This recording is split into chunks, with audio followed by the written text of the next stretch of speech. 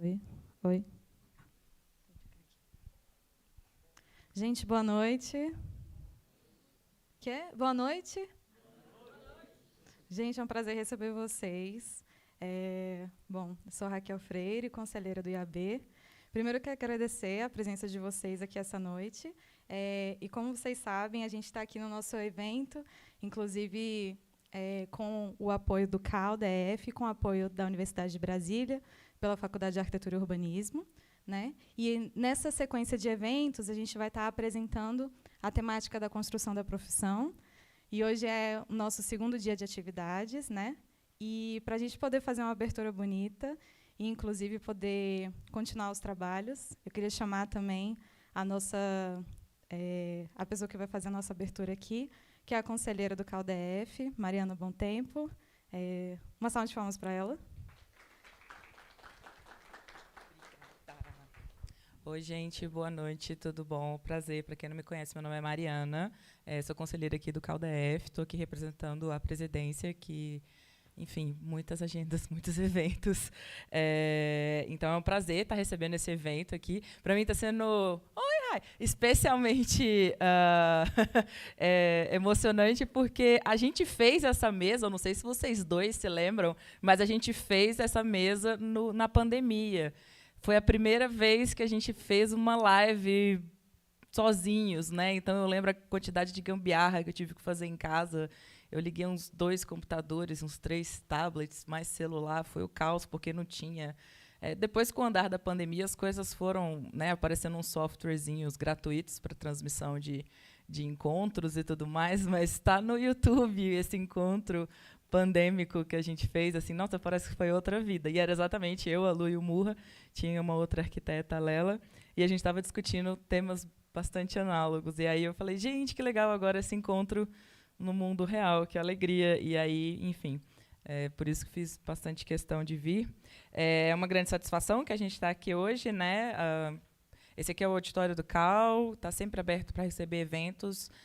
A gente está sempre aberto para fazer parcerias com as outras entidades, com o IAB, com o sindicato, enfim, a FENEA, todos os órgãos, todos os grupos de arquitetos organizados, né, têm no Conselho a sua representação autárquica, e que a gente sempre está aqui esperando para que essas organizações venham e façam desse espaço o seu espaço, porque, enfim, todos nós fazemos parte do Conselho. O evento ele é resultado da primeira chamada pública de patrocínio que a gente realizou esse ano. O objetivo desses editais é sempre de promover a profusão e a difusão do conhecimento, estimular o desenvolvimento e a consolidação do ensino e do exercício profissional, bem como o fortalecimento da arquitetura e do urbanismo no Distrito Federal. Hoje é a segunda atividade do ciclo de palestras que o IABDF está realizando por meio desse edital de patrocínio, e vamos receber os palestrantes, o Mohamed Pazila e a Luísa Coelho, sobre as temáticas de expografias sobre arquitetura e urbanismo e pesquisar, construir narrativas e exposições.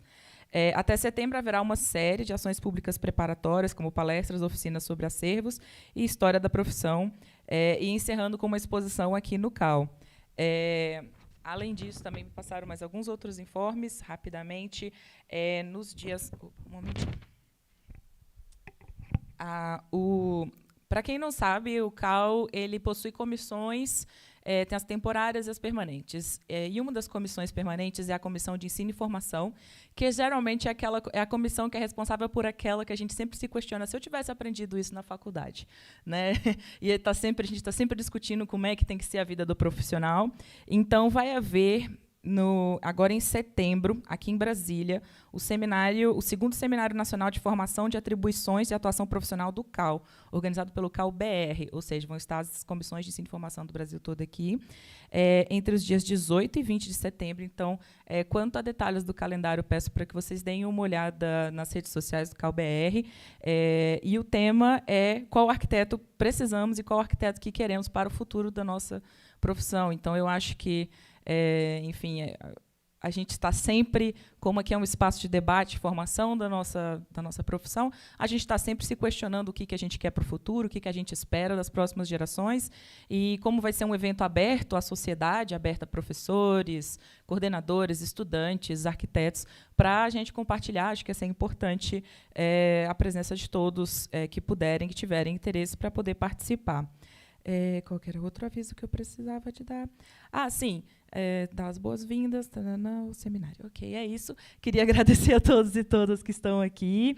E queria passar, Raquel, você que é a mediadora, né? Que chique demais, essa mulher é maravilhosa. Então, uma salva de palmas para a Raquel, né, gente? Porque, pelo amor de Deus.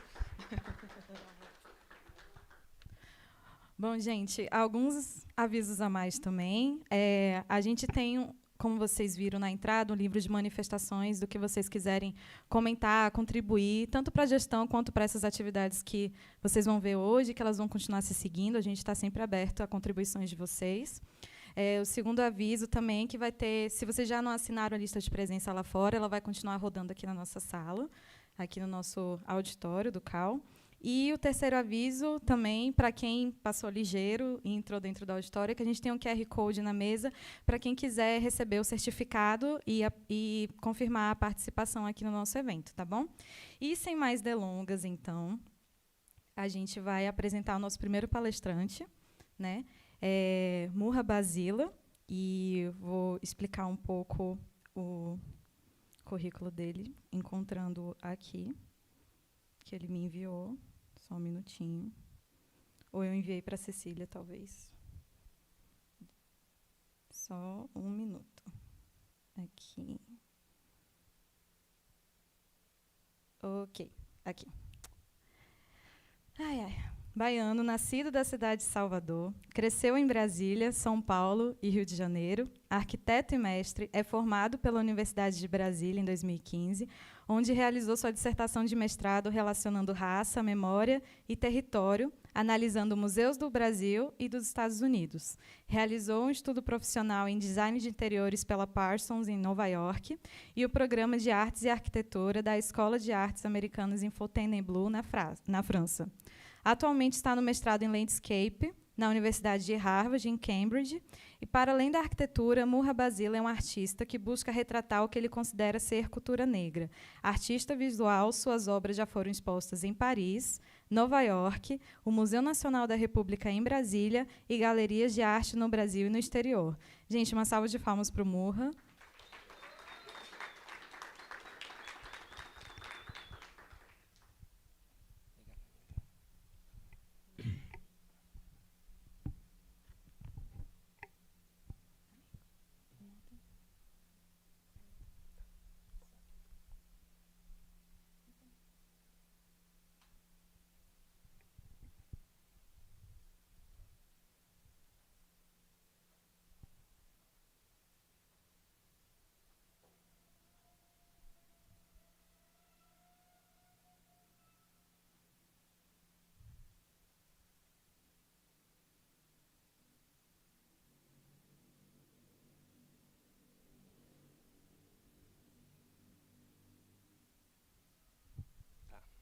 Gente, boa noite. Obrigado por estarem aqui. Eu agradeço ao CAL e à B pelo convite. Vou começar me apresentando. Eu sou o Murra Basila. Fui aluno da UNB, me formei na graduação e no mestrado. Essa apresentação de hoje ela é parte do que foi o produto do meu mestrado, da dissertação. Quero aproveitar já para agradecer o meu professor orientador, Carlos Henrique, também o Leandro, que participou da banca. Eu vou tentar trazer o máximo possível para o ambiente de conversa, até porque é o ambiente que eu fico mais confortável do que de apresentação. Bom, o tema que eu quis trazer para hoje é Arquitetura e Narrativas Históricas, uma análise racializada sobre memória e território. O meu mestrado, eu usei 2 objetos como estudos para discutir arquitetura e raça, que era o objetivo inicial. E os 2 objetos são 2 museus, um no Brasil, no Rio de Janeiro, e um em Montgomery. Eu vou começar falando sobre minha experiência durante mesmo o processo de pesquisa.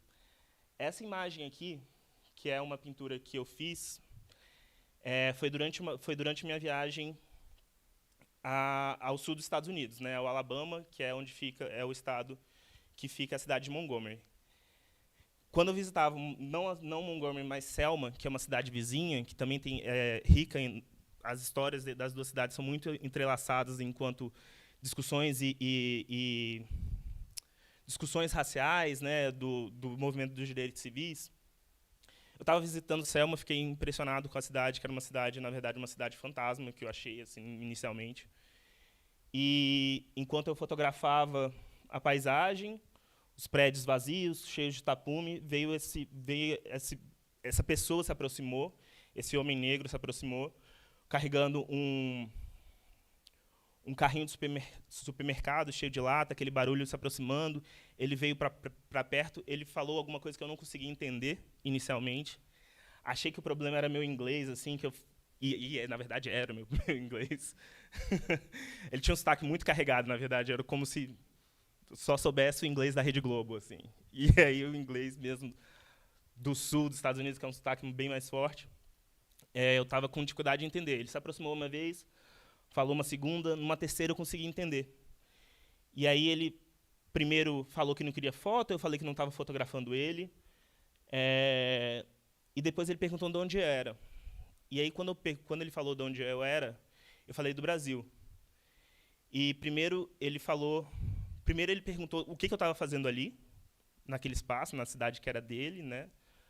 Ele falou, e ele entendendo que eu era um turista, ele falou que eu deveria voltar para a minha comunidade, para ajudar a minha comunidade, porque ele estava fazendo aquilo naquele espaço, naquele território que era dele, naquela cidade que era dele, naquela vizinhança que ele conhecia. E quando eu me apresentei como brasileiro, para minha surpresa, ele tinha uma referência muito atual do Brasil, né, do sistema político, inclusive. A resposta dele foi uma enorme surpresa e falou assim: uau, vocês têm um presidente mais racista que o Trump. E perguntou o nome do presidente, eu respondi. E aí, no meio dessa conversa que começou a acontecer, ele falou sobre... eu pensando em ajudar ele, na verdade, já que ele era um homem que carregava latas num carrinho de supermercado, para minha surpresa, ele começou a tirar dinheiro. Assim. Ele falou assim: deixa eu ver se eu tenho alguma moeda para ajudar a sua comunidade. E aquele ato eu neguei inicialmente aqueles centavos que ele poderia ajudar, mas depois eu estava com minha mãe nesse dia e minha mãe falou que eu aceitasse. E esse momento ficou durante um bom tempo, e aí precisou de um bom tempo para mim refletir o que aquela interação tinha significado para mim. Naquele momento eu estava lá para fazer justamente a visita ao museu, que era o objeto desse outro país, né, dos Estados Unidos, do Museu dos Estados Unidos, enquanto eu já tinha alguma proximidade com o museu e a cidade do Rio de Janeiro, né, o Mucabe e o Rio de Janeiro. E aí eu fiquei pensando, e as minhas reflexões vieram em dois momentos. A primeira foi uma hierarquia nacional de identidade que permitia que ele, enquanto um homem americano, se sentisse, mesmo em situação que ele parecia ser um homem em estado assim, sem grandes posses, permitia que ele ajudasse, porque ele achava que eu como brasileiro pudesse ser, em alguma forma nessa hierarquia possível de ajudar a mim, brasileiro, ou minha comunidade brasileira.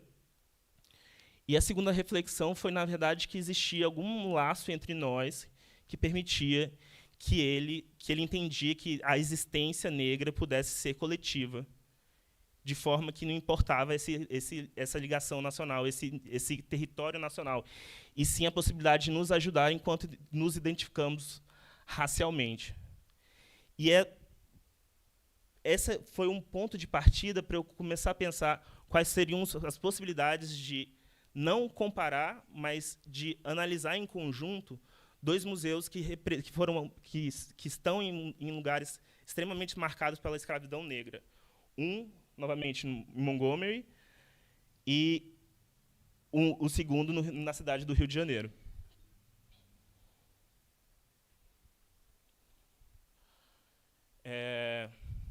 Aproveito, nesse começo, também para me identificar enquanto pertencente ao coletivo Calunga, que é o coletivo negro de estudantes da FAO-UNB.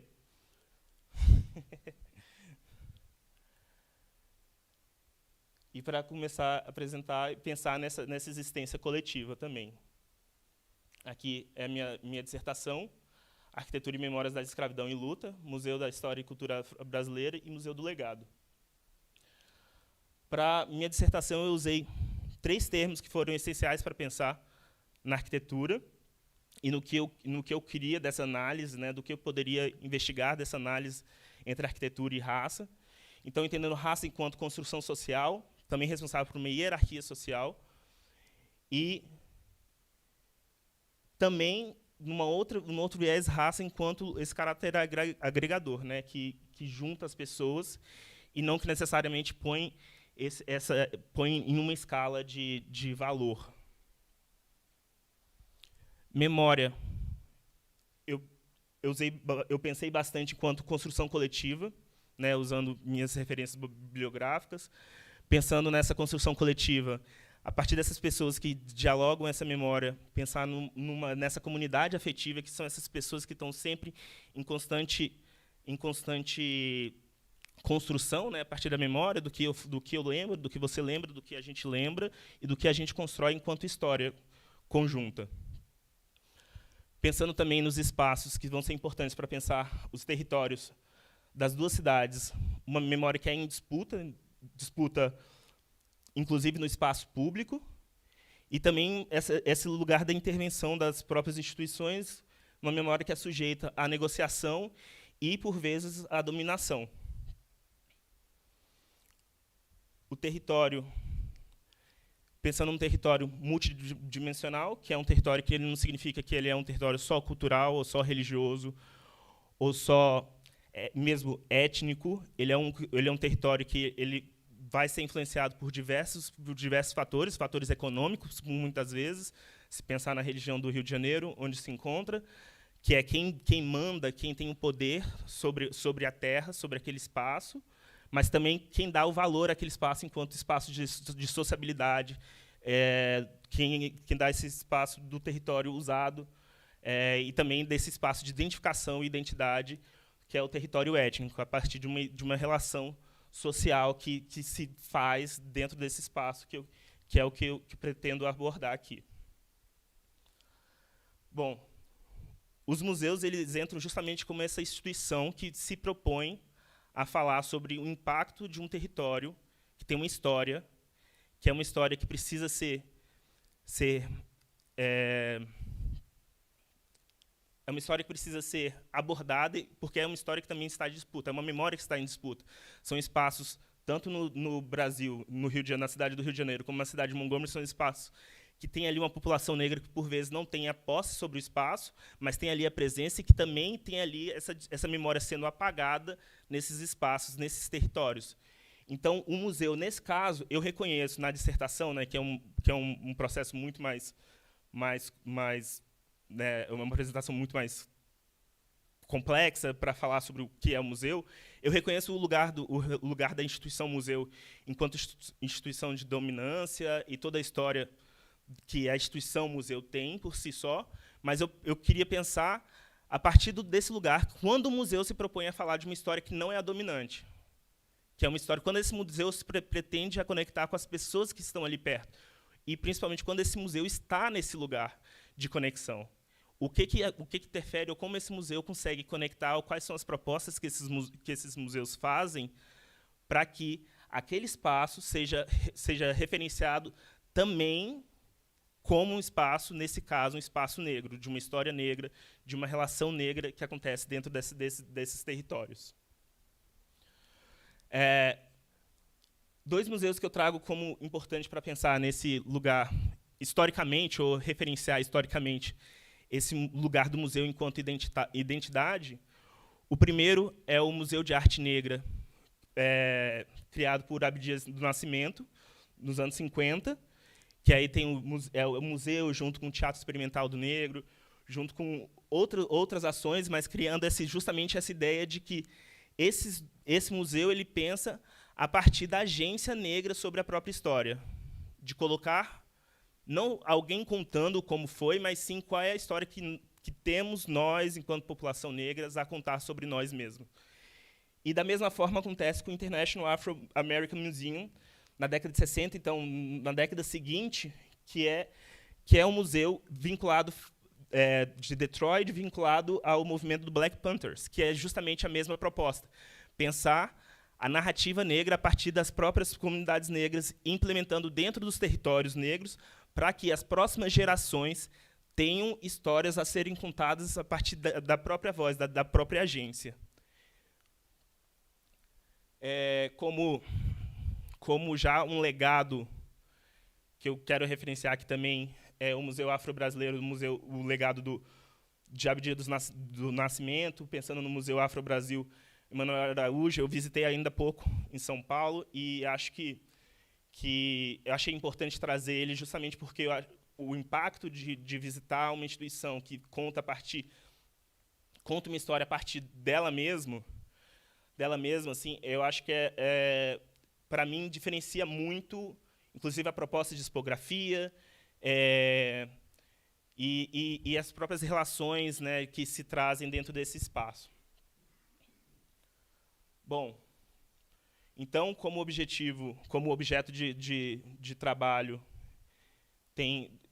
eu escolhi o MUCAB, que é o Museu de História de Cultura Afro-Brasileira, né, de gestão da Secretaria Municipal de Cultura do Rio de Janeiro, na zona portuária, que é um território que eu identifico, que eu vou usar outros trabalhos para identificar como Pequena África. E o The Legacy Museum, o Museu do Legado, que é de uma gestão da Equal Justice Initiative, que é uma gestão um escritório de advocacia que luta contra o racismo penal nos Estados Unidos, principalmente nos estados do sul dos Estados Unidos, que fica em Montgomery e fica no centro da cidade de Montgomery. O MUCAB. Então, aqui, para apresentar onde fica o MUCAB, aqui a gente tem a cidade do Rio de Janeiro, aqui é a zona portuária do Rio de Janeiro, o centro, aqui embaixo a gente vai ter a Rocinha, Ipanema, e aqui, então, temos o MUCAB, que é justamente ao lado do Cais do Valongo. A relação dos dois, do MUCAB e o Cais do Valongo é o porto onde mais atracou africanos a serem escravizados nas Américas. É um sítio de patrimônio de memória sensível, foi patrimonializado pela Unesco no ano de 2017, se eu não estou enganado agora. E o MUCAB surge justamente como resposta a essa patrimonialização, né, do Estado. Então, junto com outras ações, o MUCAB é também parte desse processo para se falar da história, não só do Cais do Valongo, mas da história negra que chega ao Rio de Janeiro, que na verdade, é uma história da cidade do Rio de Janeiro, mas é uma história do país enquanto identidade, que se forja a partir da escravidão, e também acaba sendo uma história de toda a América, né? Pensando que aqui, nesse lugar, nessa área, foi onde se mais atracou, né, africanos a serem escravizados nas Américas. Então, o impacto disso, desde o aspecto espiritual a cultural, é gigantesco. É também na Pequena África, né, que como é esse território social chamado aqui, nessa área da Pequena África que também surge expressões importantíssimas para a identidade nacional brasileira, como o samba, né, uma das formas de samba. Também tem outros pontos de memória bastante relevantes, como o Quilombo da Pedra do Sal, como as casas das tias baianas, são essas pessoas que durante o processo de colonização e o pós-colonização foram responsáveis por criar esse senso de comunidade na região. Então, foram essas mulheres que protegeram a comunidade, protegeram enquanto o Estado, protegeram da violência do Estado, violência espiritual, religiosa, violência cultural, né, do períodos de proibição de manifestação cultural negra. Aí a gente está falando de capoeira, samba, candomblé e outras religiões também. Assim como tem os próprios candomblés, os afoxés, a escola José Bonifácio, que é a primeira escola pública da região, que é justamente onde é a sede do museu. Então, para pensar a pequena África, que é um termo que se dá autoria ao Heitor dos Prazeres, que é um artista e sambista, que, inclusive, faz esses registros justamente dessa região da pequena África enquanto espaços de sociabilidade, espaços de convivência, de construção cultural, também pensando nos vestígios do próprio Cais do Valongo. Então, durante a escavação, o Cais do Valongo aparece a partir dos jogos das reformas do Porto Maravilha, que é relacionado aos Jogos Olímpicos e à Copa do Mundo no Rio de Janeiro. Então, durante esse processo de infraestrutura urbana, se desvenda essa região, e aí tem todo um processo arqueológico para resgatar e para preservar o que se tem do registro histórico que se tem desse cais. E a partir de então, né, tem todo o processo de patrimonialização, como eu já mencionei, e pensar e aqui o meu trabalho, o meu pensamento artístico para esse trabalho era justamente pensar desse pouco espaço que se tem em memória e de uma grande cidade que acontece em volta, né, de que continua acontecendo também, e qual é esse pequeno espaço recluso que se tem de memória, para pensar em todo um território, inclusive pensar na própria instituição do museu, como agir e como dimensionar esse espaço enquanto espaço relevante para patrimonialização e para sociabilidade urbana. Então, como memória, como espaço, né, como território, é um território em disputa também, porque ele surge do Porto Maravilha, então ele surge desses projetos como o Museu da Manhã, né, dessas intervenções turísticas para a Copa do Mundo, as reformas do mar, né, Museu de Arte do Rio de Janeiro. Então, tem todo esse projeto de pensar o futuro, né, o Museu da Manhã, o Porto Maravilha do Rio de Janeiro. Porém, na mesma região temos ali o Cais do Valongo, o Jardim Suspenso do Valongo, que é das poucas arquiteturas que preservam esses espaços relacionados à escravidão. Então, nesses lugares, nessa arquitetura aqui, nesse jardim, seria, então, uma das casas ou os registros dos poucos espaços ainda em pé desse mercado negro também, desse mercado de escravizados que foi feito, que existiu nessa região. Acho que um ponto importante também é pensar que, dos dois museus que eu tenho, que eu trabalhei, a ideia de fluxo e mercado relacionado à escravidão é muito intensa, porque, no Brasil, esse foi o lugar onde teve o maior comércio, e em Montgomery também é outra cidade que justamente teve o maior comércio de escravagista dentro dos Estados Unidos. Então, são alguns pontos que marcam esses territórios. O MUCAB tem como tipologia uma tipologia híbrida, que é o museu de território. Então, é um museu que o espaço dele, enquanto museal, é o próprio espaço onde se insere. É um museu a céu aberto, significa que o acervo dele é um acervo que está disposto, é um acervo aberto, não tá interno à arquitetura, mas que a arquitetura está dialogando com esses espaços, ou deveria estar dialogando com esses espaços, e a expografia, então, desse museu é também esse espaço onde se vive.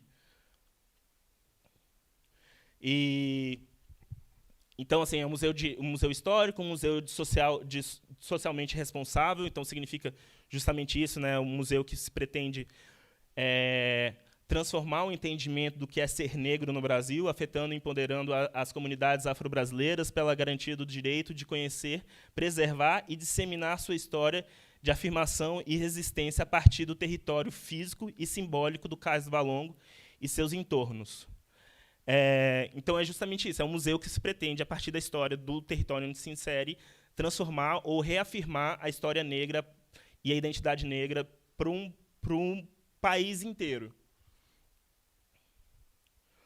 Como espaço museal, ele tem os espaços de exposição, que aí sim são os espaços de exposições internas à arquitetura, a essa escola José Bonifácio. Aqui uma outra galeria, que é a galeria inicial, que é a Galeria de Arte Heitor dos Prazeres. Aqui só, e assim, aqui eu queria ressaltar, enquanto ações museais e conexões desse museu, o que ele propõe, na verdade, desculpa, eu acho que eu tenho que fazer uma ressalva aqui, que assim, eu defendi essa dissertação durante a pandemia, então teve limitações também do próprio processo do museu de implementação. Então, eu reconheço isso, que a pandemia atrasou. Enquanto eu defendia, e aqui essa apresentação vai, na verdade, até a minha defesa, as propostas que se tem do museu era uma proposta que era muito assim, o que o museu pretende ser. E ainda no começo do que o museu consegue alcançar. Então, o que o museu, essas ações territoriais, até o ponto da pesquisa, não existia enquanto identificação, enquanto projeto tipográfico, para dizer quais são esses lugares. O museu, na verdade, se inseria em outros projetos que reconheciam a Pequena África enquanto um espaço de memória. E aí o museu fazia parte, então, desses outros projetos, mas o museu em si não propunha um espaço tipográfico territorial ou um limite para esse visitante do que é esse museu a céu aberto, ou quais são esses espaços relevantes a céu aberto, enquanto parte desse projeto museal. Porém, eu só adicionei essa imagem, que é uma imagem atual do Instagram do museu, mostrando as diversas ações. Então, tem ações educativas, ações religiosas e culturais no próprio Cais do Valongo, que o museu se insere junto com outras instituições. O museu em si é um projeto, né, da sociedade civil junto com o Estado, é um projeto que é referente, que sofreu durante o processo algumas disputas políticas e que se insere, né, dentro da força do Estado. Então, isso também é um ponto a se pensar nesse projeto, né, porque ele é um museu que de alguma forma, propõe uma decolonialidade, porém é também um museu proposto pelo próprio Estado. E aí isso tem seus desafios, que com certeza era uma coisa que poderia ser abordada com muito mais profundidade. E aí a gente dá um pequeno salto, um grande salto, para o Museu do Legado, para pensar nessas narrativas também. O Museu do Legado fica na cidade de Montgomery, Alabama, que tem como conto fundador ser a cidade, o Conto das Duas Cidades, que é referente a dois assentamentos coloniais que se dispunha em malha transversal, né, então bom, vamos pensar aqui. Então, assim, essa referência é um assentamento, então teria um outro assentamento com uma malha que é em diagonal uma a outra, e aí esses dois assentamentos coloniais, em algum momento, eles se encontram e formam uma cidade, que é a cidade de Montgomery. E é interessante pensar nesse conto das duas cidades, porque, para essa pesquisa, as duas cidades, ou esses dois contos também, para mim, podem ser lidos como Montgomery, a cidade que é uma referência para o movimento dos direitos civis norte-americanos, que é a cidade onde o pastor Martin Luther King Jr. Pregou na igreja, tinha uma igreja que era uma das igrejas que ele pregava nessa cidade. É também a cidade de Rosa Parks, que se recusa a dar o assento no ônibus, e é um dos pontos iniciais também do movimento dos direitos civis americanos. Então, são dois grandes nomes do movimento dos direitos civis americanos que lutam pelos direitos negros, da população negra dentro do Estado americano, que acontece justamente nessa cidade. E é também essa cidade a primeira capital dos confederados, e os confederados são a organização dos estados do sul dos Estados Unidos que lutaram para a manutenção da escravidão nos estados do sul, que culminou numa guerra, que eles perdem a guerra, e é um pouco do que aborda justamente esse território em disputa. Então, aqui, em amarelo, temos aqui marcações de pontos relevantes à memória dos direitos civis. Em laranja, justamente relevantes à memória dos confederados. Então, temos aqui o Capitólio, junto com a primeira Casa Branca dos Confederados, né, referente a esse espaço enquanto capital. Aqui um ponto, então, onde começou a guerra dos Estados do Sul contra os Estados do Norte. E, do outro lado dos direitos civis, esse aqui é o ponto onde a Rosa Parks se recusa, ou esse aqui é o ponto onde a Rosa Parks se recusa a dar o assento do ônibus, o que gera uma grande revolta e uma greve negra ao sistema público, até o sistema público de transporte, até que o sistema público de transporte resolve dessegregar o ônibus por conta para que as populações negras que estavam em greve por meses, por mais de um ano, voltassem a usar o sistema público e, assim, economicamente, o sistema público voltasse a ser viável.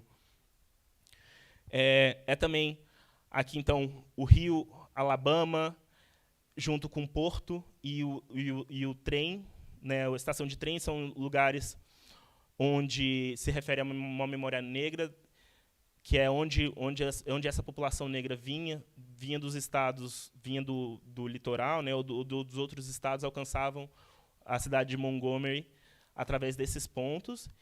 E aqui é um ponto que tem hoje uma fonte que é, na verdade, onde acontecia justamente o mercado escravagista.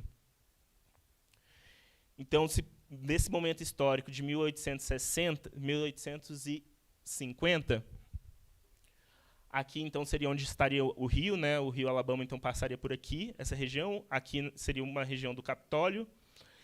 E essa área, todos esses pontos em laranja e vermelho seriam áreas onde existia ou armazéns, né, como casas de engorda, ou pontos de comércio, bancos, ligados ao comércio escravagista, ou o próprio local de venda, né, onde o próprio local de leilão dessa população negra.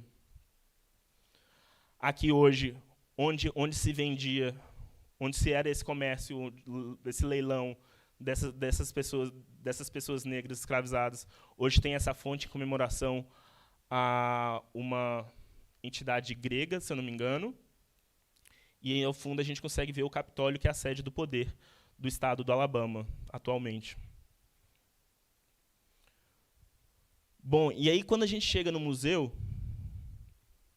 que é o Museu do Legado, ele tem um objetivo muito claro, que é contar como a escravidão afeta atualmente como a escravidão, como um problema atual é uma consequência da escravidão no estado ou nos Estados Unidos, né? Então, o museu chama o Museu do Legado da escravidão ao encarceramento em massa. O objetivo do museu é contar como a escravidão evoluiu em 3 pontos, em 3 eras, da escravidão para o terror racial, para a segregação, até o encarceramento em massa. E o museu vai contar não só no espaço museal, mas no território enquanto lugares, reforçando lugares de memória, e também em outras instituições ligadas ao museu que vão contar e tentar, de alguma forma, engajar as pessoas justamente nessa história contada da sua própria história, né? Então, hoje o museu já se encontra em uma outra edificação, mas, nessa época, o museu estava num armazém, onde pessoas negras foram escravizadas. E é isso que está escrito aqui. Essa é uma parede que tinha dentro do museu, dessa primeira edificação do museu, que é onde você está sentado, pessoas foram armazenadas, foram escravizadas e armazenadas. O museu usa de diversas tecnologias para contar essa história, que vai da história oral, a história oral com vídeos, com hologramas, né, e contados, então, histórias, registros históricos, com atores encenando essas pessoas e contando em primeira pessoa.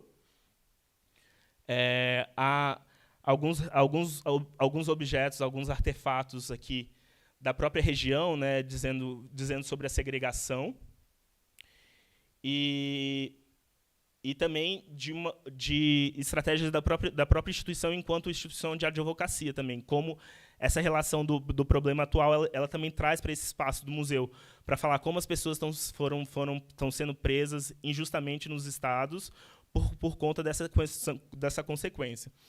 A narrativa do museu ela se dá, então, aqui é um dos espaços do museu que ela vai contar justamente essa narrativa que ela se propõe, né, desde a era da escravidão das Américas. O que o museu propõe, então, ele fala que a escravidão foi um genocídio, uma violência que, né, todos nós não tem discussão enquanto a isso.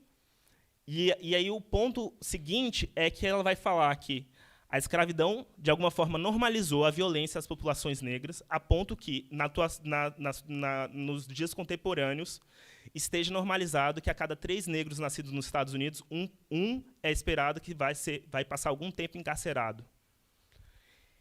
E aí o que ela conta o que o museu vai contar, através de imagens, através de levantamento de linchamento, que é justamente o segundo momento histórico que o museu identifica, é o terrorismo racial. Então, no pós-escravidão, as populações passam a fazer grandes linchamentos nos Estados Unidos, principalmente no sul dos Estados Unidos, as populações negras, por motivos mais diversos, por motivos mais banais.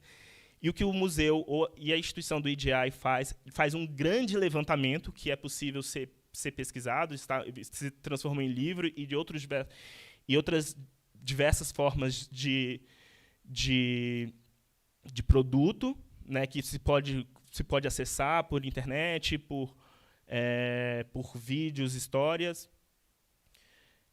Então, esse grande processo, essa grande pesquisa que é feita inicialmente para saber quais foram, mais do que saber quais foram os linchamentos, era para descobrir quem foram essas pessoas, para transformar um número em pessoas, para transformar as histórias, esses horrores, as imagens que se tinha referência, em pessoas com nome, local, família, e que aí então pudesse ser apresentada não enquanto uma reprodução do horror, mas sim como um memorial. E o museu fala desse lugar que é impossível você lidar com a sociedade atual sem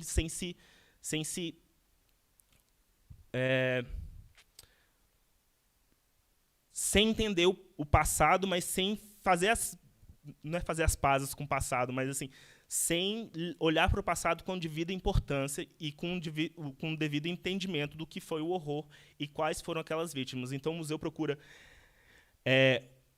humanizar os dados das pesquisas, e, para mim, pessoalmente, foi uma das coisas também mais impressionantes dessa experiência de visita nesse museu e durante a pesquisa mesmo. Então, a terceira era é a era de segregação, que aí tem um termo americano para dizer sobre chama redlining, que é um projeto é uma ação governamental que você passa a criar áreas urbanísticas, né, um projeto urbanístico ou político urbanístico. Você cria áreas onde estão as populações negras e você passa a dizer que aquela área é uma área que não se merece ou é uma área de risco de investimento, o que faz com que as instituições bancárias não precisem dispensar ou dinheiro, empréstimos, ou qualquer que seja para aquelas pessoas que tinham propriedades ali, que, na verdade, então, seriam as pessoas negras que tinham comércios, casas, instituições de hotelaria, qualquer que fosse essas áreas, qualquer que fosse esses comércios, essas instituições, ficariam muito mais difíceis dessas pessoas conseguirem qualquer tipo de investimento e conseguirem prosperar. Então, você tem a terceira era justamente identificado como uma era de segregação para sempre, e, com isso, não só a violência econômica, política, mas também a contínua violência de Estado. É a ideia de que a normalização desses processos na sociedade americana faz com que o problema chegue ao problema atual. E a última, então, seria um encarceramento em massa, que nem eu falei, a cada 3, um é esperado que passe algum tempo encarcerado.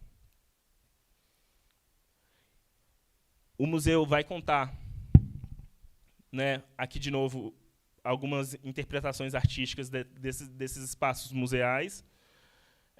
Então, você tem... Essa aqui na verdade, um espaço que é como se fosse uma cela, e aí você tem uma história que vai ser reproduzida por atores, que são reproduzidos como holograma, e contando em primeira pessoa para esses visitantes. Qual é a história dessa pessoa? E não são histórias inventadas. E a questão é que não são histórias inventadas, e sim histórias pesquisadas, que, então, passam a ser reproduzidas ali. Então, de alguma forma, são essas pessoas contando, né, para esse visitante, conectando dessa forma, é a forma com que o museu escolhe apresentar, então, parte da sua expografia. Outra forma são nessas cabines, que é uma reprodução das cabines de visita penal. Então, você senta ali, e, assim como na realidade, você tira o telefone, e na sua frente, em vez da própria pessoa, obviamente, você tem ali telas que as pessoas vão, de novo, contar, cada sua história. Essa pessoa aqui, hoje, trabalha na própria instituição e foi preso, se eu não me engano, por 35 anos por um crime que não cometeu. E a instituição conseguiu comprovar que ele não tinha cometido crime, e hoje ele trabalha e é um desses agentes, ou desses agentes que vão continuar o trabalho enquanto justiça penal.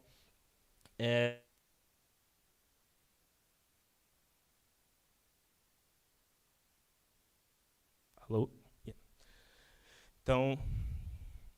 Então, de novo, essa forma de conexão enquanto reprodução humana e em primeira pessoa é uma das estratégias que conectam, então, as histórias que esse museu usa para conectar essas histórias ao visitante. E aqui, então, a gente passa para um segundo projeto do Museu do Legado, ou da instituição do IDI junto com o Museu do Legado, que é o Community Soil Collection Project, que é, então, o programa que é um projeto que ele vai, justamente a partir desses lugares dos linchamentos e de violências que foram cometidas pelo Estado ou pela população, as pessoas negras, ele volta a esses lugares e se propõe, junto com a própria comunidade, pegar o solo desses lugares e memorializar dentro dessas potes que se tornam, de alguma forma, urnas, ou enfim, o nome que possa dar. Então, aqui tem o nome das vítimas, a cidade e a data. Da mesma forma, no segundo prédio, no memorial que o IDI e o museu têm, que é uma segunda edificação, cada uma dessas caixas aqui, em aço cortem, tem o nome de uma cidade, de um município, na verdade, o nome de um município, e todas as pessoas que foram violentadas nesses municípios e as datas. Esse é o resultado de um dos espaços que são são espalhados não só no museu, mas no memorial e em outras instituições ligadas ao IDI. Esse é o resultado desse projeto, onde cada um desses potes tem um nome, uma data, uma história, uma cor. E, para mim, é uma coisa muito impactante também quando a gente começa a entender as escalas disso, né, os números disso, e como são muitos, e eles se propuseram a ir a cada um desses lugares. Então, assim, é justamente aqui um chamado para se envolver nesse projeto, né, de memorializar essas vítimas que eles se propõem à comunidade. São formas de contribuir, como deve ser feito, como acionar a própria instituição para que isso faça parte. E o museu,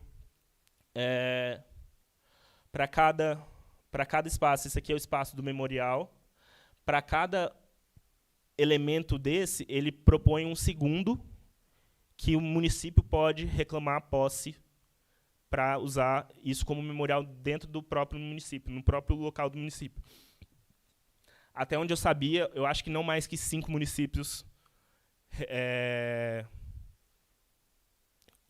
reclamaram ou pediram que fossem enviados esses memoriais para os seus próprios territórios. Então, aqui, junto com esses espaços também, aqui nessa sequência, vão contando as histórias estão públicas de cada um que se tem notícia. Você consegue ler as histórias. Eu, pessoalmente, enquanto visitava esse espaço aqui externo ao memorial, eu vi uma família, um casal, na verdade, de 2 senhores, imagino 60 anos, procurando nomes específicos que estavam lá. Sabiam a cidade, então eles estavam ali olhando os nomes porque sabiam de algum nome. Eu ouvi eles falando e eu entendi também a forma como se conecta, né? Porque tinham ali 2 pessoas que, de alguma forma, podia ser pais, avós, tios, alguma forma tinham ali uma referência ainda existente de conexão entre aquelas pessoas memorializadas ali e as suas próprias histórias. Como possibilidade dessa conexão ou dessa narrativa feita, eu acho que os 2 espaços são 2 espaços extremamente, os 2 territórios, as 2 cidades, extremamente marcados pela violência e também extremamente marcadas com um lugar de pujança cultural muito forte a partir dessa experiência negra. O que eu acho que tanto os 2 museus conseguem fazer é afirmar a presença dentro do território. Talvez o MUCAB, até onde a pesquisa foi, ainda não conseguia ter uma grande presença, mas afirmava ou tinha essa intenção de justamente territorializar, identificando o problema justamente sobre o apagamento nos espaços, e aí as instituições museais vão contra esse apagamento para dizer que aquele ali também é um espaço, dentro das diversas leituras do território, é também um território negro, é também um território válido, é um território cultural, é um território étnico, é um território como esse espaço desse memorial, que diz logo na entrada, diz que é também um território sagrado. E eu acho que é importante ter essas outras visões, essas diversas visões, quando a gente vai discutir esses espaços de cidade e pensar nessa possibilidade de ler os museus como um agente possível dessa territorialização negra, ou dessa afirmação desse elemento, dessa instituição que vai lutar contra esse apagamento, que são deixar os espaços também sendo deteriorados e não devidamente reverenciados como deveriam, os espaços, os lugares de memórias negras. Mais uma imagem justamente desses nomes, dessas sequências de nomes. Essa imagem está bem ruim, mas são justamente o nome do município e aqui alguns nomes que foram memorializados.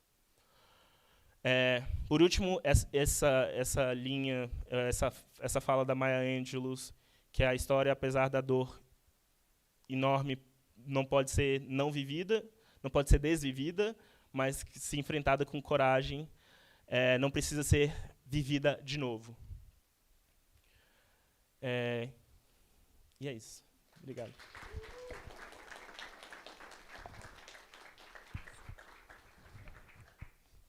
Bom, gente, vou apresentar a nossa segunda palestrante agora. Ah, não, pera, eu tenho que fazer alguns avisos. O nosso presidente do IAB, departamento aqui do DF, ele pediu desculpas por não estar presente, ele está em viagem pelo IFAM, e, inclusive, estava tentando assistir pela live até o momento dele pegar o avião. Então, ele agradece a presença de todo mundo. E reforçar outros avisos também, que no final a gente vai ter um sorteio de livros, que a gente tem aqui selecionado, direto do acervo do IAB. E outros avisos também é que a gente tem um livro de manifestações, contribuições que vocês quiserem dar, né, para os próximos eventos e para esse evento também, quais foram as assimilações de vocês, impressões de vocês. Tem uma lista de presença, se ela não estiver rodando, ela está ali na frente, mas provavelmente está rodando aí, para vocês poderem marcar e sinalizar a presença de vocês. E para quem quiser certificado do evento de hoje, tem um QR Code também, que tem na mesa lá fora, para quem precisar apresentar. E agora, sem mais delongas, vou apresentar então a nossa segunda palestrante. Ela é arquiteta e urbanista pela IAB, conselheira superior do IAB-DF, onde é integrante da ouvidoria. Na direção nacional do IAB, do Instituto, ela é vice-presidente extraordinária de ações afirmativas. Ela é cofundadora da coletiva Arquitetas entre parênteses, Visíveis, de 2014. Integrante da equipe editorial da revista Arquitetas Invisíveis desde 2015. Pesquisadora no Observatório Amarelinha e cursou um ano de arquitetura no Instituto de Tecnologia de Illinois, em Chicago, nos Estados Unidos, pelo programa Ciências Sem Fronteiras. Hoje ela atua como arquiteta e produtora cultural em eventos locais e nacionais. Queria pedir uma salva de palmas para a Luísa Coelho.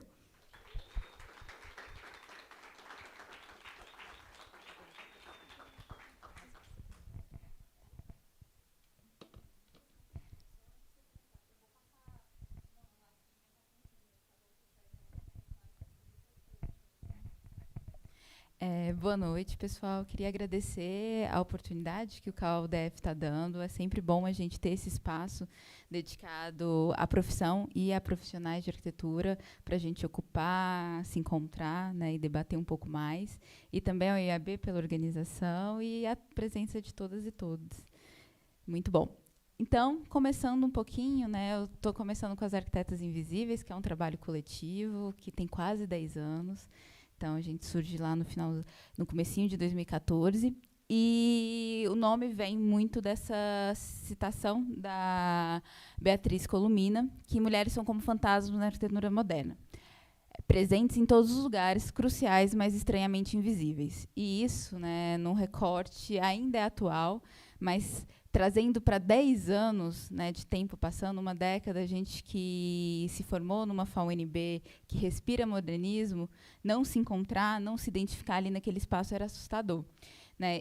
Aqui é um recorte de uma coletânea que a Folha preparou da vida e obra de grandes arquitetos, e a gente só tem uma mulher dos 18 volumes. Né? São algumas das provocações que a gente foi vendo que não dava mais para desver, só fazer. E aí a gente começa com uma coisa que basicamente alugou um triplex na cabeça de todas nós, que é se a gente conseguia citar o nome de 3 arquitetas reconhecidas. E até aquele momento a gente tinha Zaha, Ohlina, no caso, vinha fácil, Zaha, e a terceira não vinha. Hoje, infelizmente, já vem, né? E aí algumas pessoas falavam de Jane Jacobs, que não era arquiteta, era jornalista, pesquisadora da cidade. E nisso a gente começa a fazer uma pesquisa muito profunda para achar outras mulheres. O que culminou em um ano da gente apresentando a cada 15 dias uma arquiteta com obras executadas de relevância a nível nacional e mundial, e resultando numa exposição na FAUNB, que trazia toda essa provocação, essa inquietação, e a gente conseguiu transformar em visual, em espaço e objeto tudo aquilo que a gente estava sentindo. Né? Então, passar mais rapidinho. E aí, nisso, né, toda essa provocação não era só sobre achar novas arquitetas ou aumentar nosso repertório, mas entender o que estava acontecendo.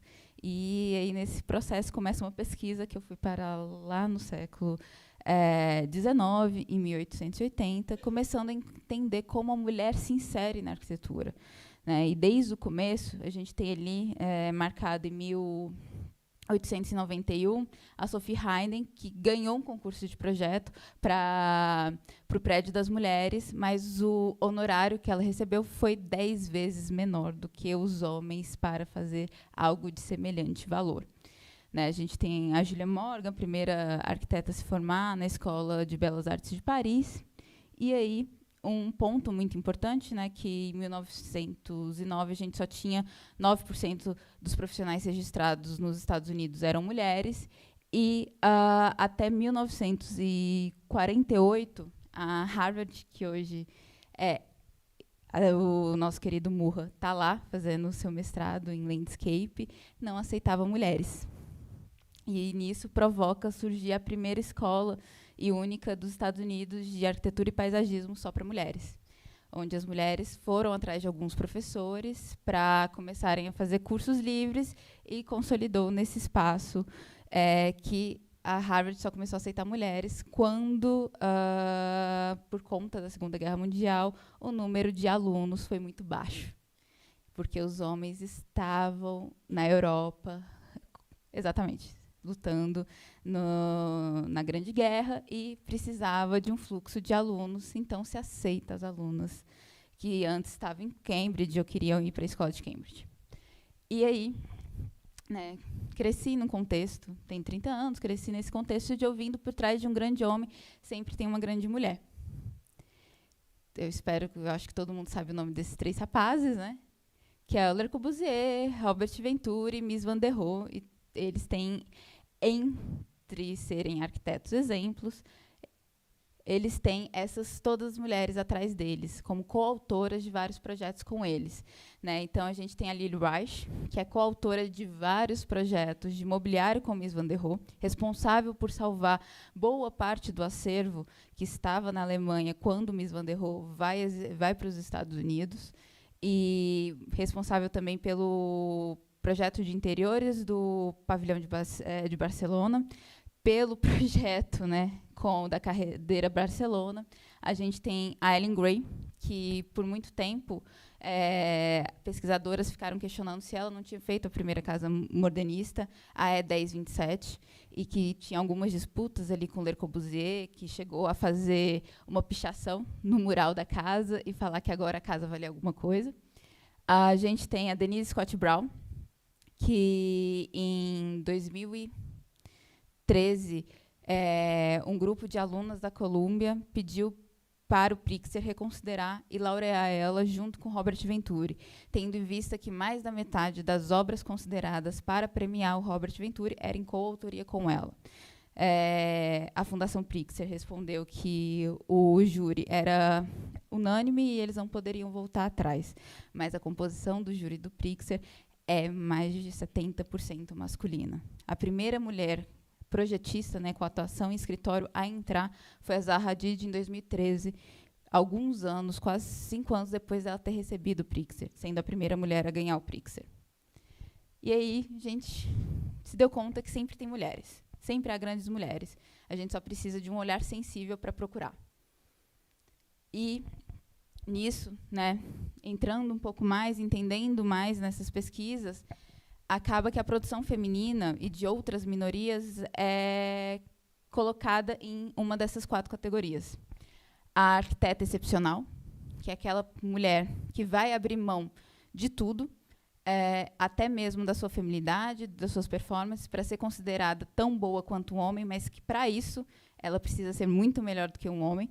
E o homem, quando eu estou falando aqui, eu estou falando do homem hegemônico, homem branco, cis, hétero, de classes altas, consolidado. Teoricamente. A gente tem a desenhista anônima, que são aquelas mulheres que estão no cotidiano da profissão, estão dentro dos escritórios, fazendo a roda girar, mas não recebem o reconhecimento. né? No nosso contexto de Brasil, é muito comum a gente ter, por exemplo, os escritórios onde só o arquiteto, gestor ou proprietário assina as RTs de projeto, apesar da gente ter RRT de equipe, onde todo mundo poderia assinar, e com uma série de justificativas. Então, tem essa questão. A gente tem a profissional adjunta, que se foca na questão dos aspectos sociais da profissão. Então, vai lá trabalhar com a habitação de interesse social, assessoria técnica, um pouco de, na verdade, os profissionais de reforma social, que vai para essa questão da reforma urbana, que é o coletivo, né, aquele trabalho coletivo que por vezes se confunde como cuidado, então não precisa ser remunerado. E a profissional adjunta que sai da arquitetura e vai ser historiadora, crítica, fotógrafa. Então, a gente tem, por exemplo, uma das principais fotógrafas de arquitetura no país é a Joana França, que é arquiteta brasiliense, né? Então, mais uma citaçãozinha, né? O Star System retrata o escritório como uma pirâmide com um arquiteto no topo. Tem pouco a ver com as relações complexas da arquitetura e a construção na atualidade. Mesmo assim, com o sexismo me define como escriba, datilógrafa e fotógrafo do meu marido. Star System define nossos associados como figurantes e nossa equipe como lapiseiras, né? Então, isso é muito importante, que a gente sempre, na formação, a gente aprende a seguir a expressão de um gênio, né? A pessoa que foi lá e pensou e definiu aquilo como se a arquitetura fosse uma disciplina, um campo de atuação, onde só uma pessoa resolvesse tudo. E sendo que, no primeiro PA, a gente vê que isso não é verdade, né? No primeiro ateliê de projeto. Aqui, um pouco mais dessas arquitetas que a gente trouxe. De novo, né, a questão da columina, porque quando a gente... Não é uma questão só de justiça social, a gente revê esses nomes da história, e questionar essa historiografia, mas entender as complexas formas que a arquitetura é feita e o que a gente está deixando passar. O que a gente está considerando uma boa arquitetura, o que para a gente é relevante, a gente está reproduzindo e validando, né? E aí a gente entende, né, como isso vai ser reproduzido. Se eu tenho espaços feitos dentro de uma lógica que toma como universal o parcial, que representa quem detém a narrativa, que geralmente são as pessoas que detêm o poder e o controle, a gente acaba tendo espaços que são excludentes, não adequados, que sempre vai tirar disso todo mundo que não ocupa aquela cara. Dependendo de um horário, por exemplo, a gente vai sair daqui umas 9 e pouco, quase 10 horas. Alguma parcela da gente vai ficar preocupada de atravessar para ir para a W2, pegar um carro. Muita gente pensou assim, como é que eu vou chegar lá? Vou pegar ônibus ou não? Apesar da gente estar aqui na frente de uma parada de ônibus, mas depois das 8 horas, a W3 já não é mais tão agradável, principalmente para uma mulher. Então, quantas inequidades eu tenho que o espaço da rua para de ser acessível para mim quando eu estou saindo de uma palestra, de uma atividade. E aí, a gente vem confrontar um pouco da realidade da profissão no Brasil, que hoje esse número está um pouquinho desatualizado, a gente está chegando perto dos 220 mil, mas esses são de profissionais ativos. A gente tem 65% de mulheres. Então, só um estado no país não tem mais de 50% de profissionais mulheres. E desses,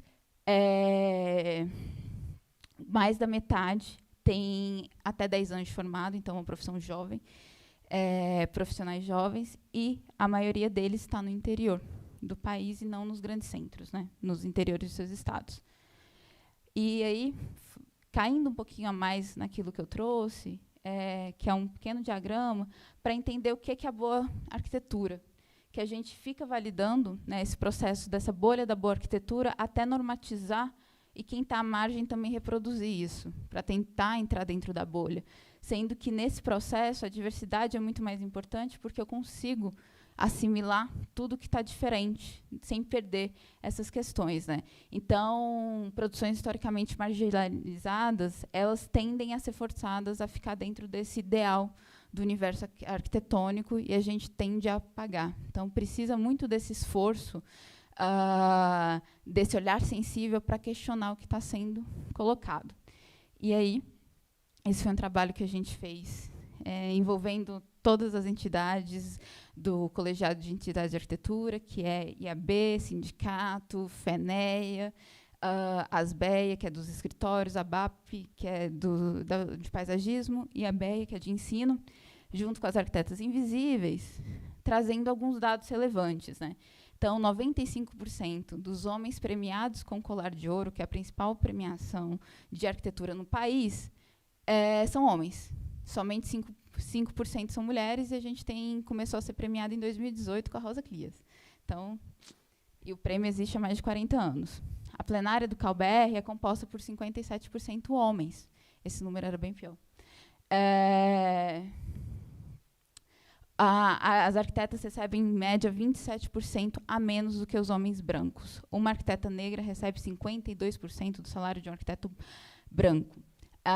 Quando a gente vai falar sobre a questão do cuidado, o número de mulheres que têm dificuldade de conciliar a vida profissional com a do cuidado é 15 vezes maior do que a de homens, né? E em casais heteronormativos, 77% dos homens afirmam que a divisão de responsabilidade é equilibrada, enquanto somente 47% das mulheres afirmam o mesmo, né? Então, tem uma discrepância de percepção também do que a gente está achando, do que é difícil para mim, do que é difícil para o outro. Né? E 88% das mulheres acreditam que ter o filho coloca a mulher em desvantagem no exercício da arquitetura. Aqui a gente tem, lembrando, né, que esse foi o primeiro levantamento em 10 anos de existência do CAL, que levava em questão a identidade de gênero e orientação sexual, além da raça. Então, a gente tem que 71% dos profissionais homens se declaram heterossexuais, 27% se declaram homossexuais, mas tem que lembrar que esses números eles podem ser muito maiores por conta da questão das pessoas se sentirem seguras para assumir suas identidades. E aí, esse comparativo entre o IBGE e a PNAD e o censo do CAL. 44% da população brasileira é branco, enquanto 69% dos profissionais são brancos. A gente tem 46% da população se declarando como parda, somente 18% dos arquitetos se declaram como tal. 9% da população brasileira se declara como preta, somente 4% dos arquitetos se declaram dessa forma. Então, ser negra e mulher no Brasil, repetimos, é ser objeto de tripla discriminação, uma vez que os estereótipos gerados pelo racismo e pelo sexismo colocam mais alto nível de opressão, né? Leila Gonzalez. E aí a gente tem, né, a Praia da Hegemonia, né, onde eu sempre não consigo pronunciar o nome da Casey Nancy, que é uma arquiteta americana, que coloca aqui, né, quem está na praia curtindo, né, a praia são os homens brancos, no primeiro ponto ali, né, de baixa profundidade, a gente tem os homens pretos, e depois a gente tem as mulheres brancas nas ondas, e as mulheres negras tentando subir para a superfície, e também, às vezes, morrendo no fundo, né, desse mar. E aí, só esse comparativo, né, falando de alguns dados da desigualdade, que hoje, em média, né, o salário para uma arquiteta é de 3 salários mínimos, a média, sendo que o piso hoje é 8 salários e meios, o que dá R$11.000. Aqui, eu não vou ler por conta do tempo e tal, mas é um manifesto que a gente recebeu em 2020, muito por conta, motivado pelos ataques, pelo assassinato do George Floyd dos Estados Unidos, onde se questiona o Star System de novo e como todo mundo fez manifestações, mas não mudam seus cotidianos de atuação, dos seus escritórios, não abrem as oportunidades. E aí aqui, a Naila, né, Opiang, ela foi uma designer camponesa que eu conheci quando eu estava em Chicago. E ela deixou exposto ali, né, que a gente tem sempre uma semana, final de apresentações de trabalhos, esse pôster que Your architecture doesn't matter if you don't care about social justice, if you don't care about people, né? Que aí ela gentilmente traduziu para o português para a gente reproduzir algumas vezes, que a arquitetura não importa se a gente não se preocupar com a relevância, com a transformação social, né? Porque a arquitetura a gente tem a função social da arquitetura, do profissional de arquitetura, né? Assim como a gente prega tanto a função social da cidade, do imóvel, a gente tem um compromisso social, né? Então, a arquitetura não importa se eu não estou me importando com pessoas. Aqui eu trago a pesquisa liderada por Raquel, que ela fez em 2018. Foi a primeira pesquisa em português que trazia o perfil de mais de 31 arquitetas negras pelo mundo. Então, foi um trabalho que a gente conseguiu fazer parceria com a ArchiDaily Brasil, ArchiDaily Espanha e ArchiDaily Mundo para a gente divulgar. E era assustador ver nessas histórias e como as arquitetas negras estão muito mais conscientes do meio que elas estão inseridas do que a gente achando que era um problema de repertório, que era um problema de arquitetas se esforçarem mais para serem publicadas, para fazerem projetos mais interessantes, sendo que é algo sistêmico de eu ter mais confiança quando for um homem, de eu ter mais confiança quando é uma pessoa branca, uma pessoa não branca me passa um receio, né? Quais são as oportunidades que a gente tem, quem está sendo premiado. E aí, entrando um pouquinho mais nas minhas últimas pesquisas, a gente tem a lista de todos os arquitetos que estavam nos primeiros 10 anos de Brasília. Todos os nomes em vermelho são mulheres. E aí eu me pergunto quantas dessas aqui a gente já ouviu falar ao longo da nossa graduação. Aldo Rabelo Cunha, além de ter sido casado com Lelé, ela é autora de boa parte dos paisagismos dos projetos do Lelé, do CCBB, do Bosque do Panteão da Pátria, da execução do paisagismo do Palácio da Alvorada. A gente tem a Ana Maria Niemeyer, que foi responsável por todos os interiores dos palácios, tirando Itamaraty, tanto que até o falecimento dela, todos os presidentes, se fossem fazer alguma modificação, convidavam ela para fazer o projeto de modificação do palácio. A gente tem a Filomena, que foi da UNB, ela saiu daqui do Brasil exilada, ficou escondida pela Carmen Portinho no MAN para conseguir fugir para a França, onde ela conseguiu, com outros professores, fundar a Escola de Arquitetura de Strasbourg, e ser uma referência na questão de bioclimatismo, e voltar para o Brasil quase 20 anos depois como palestrante, expositora dos seus trabalhos, né? Então, esses são alguns nomes que a gente tem, né, que na pesquisa eu fui achando. Aqui também uma pequena lista de outras produções que a gente foi vendo, porque o recorte era isso, né? Obras de autoria ou com autoria feminina que a gente pudesse entrar. Então, tem que ser obras públicas executadas. E a grande maioria na UNB, nesse espaço, né, mostrando a função da universidade pública que a gente tem. E tudo isso começou muito inspirado nesses movimentos que eu vi quando estava fora e pesquisando, de como a gente precisa rever, reconstruir esse repertório e valorizar também o que a gente é feito, né, que são mapas das cidades de Manhattan, isso aqui é de Los Angeles, para a gente visitar de obras de autoria feminina. Aí eu fiz o de Brasília, simplesinho, do plano piloto, onde a gente tem ali, né, o Palácio da Alvorada, os Jardins, né, a execução de 91, que foi quem o Oscar Niemeyer indicou para concluir, que foi a Alda Rabelo Cunha, o paisagismo do CCBB, que também é dela, né, esses pontos. E aqui do outro lado, que a gente tem essa escala mais da superquadra, a gente tem as Torres São Miguel, na 7, que é da Mayumi Souza Lima, que foi o projeto de mestrado profissional dela e que concluiu depois com o seu marido, o Sérgio Souza Lima.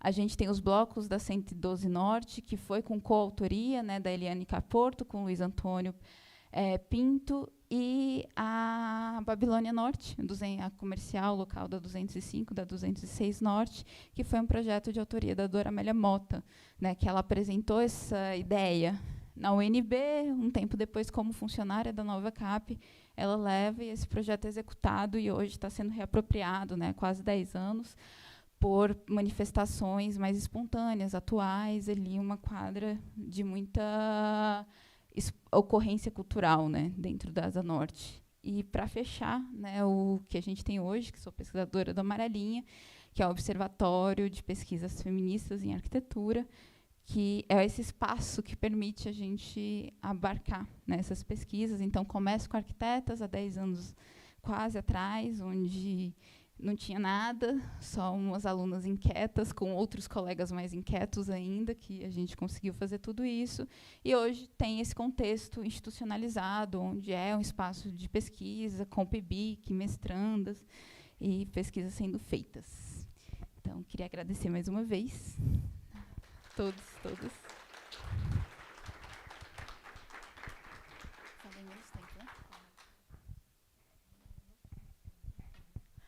Bom, gente, queria chamar então o Murra e a Luísa para poder sentar aqui rapidinho. E a gente tem um tempinho ainda breve, mas ainda temos para perguntas.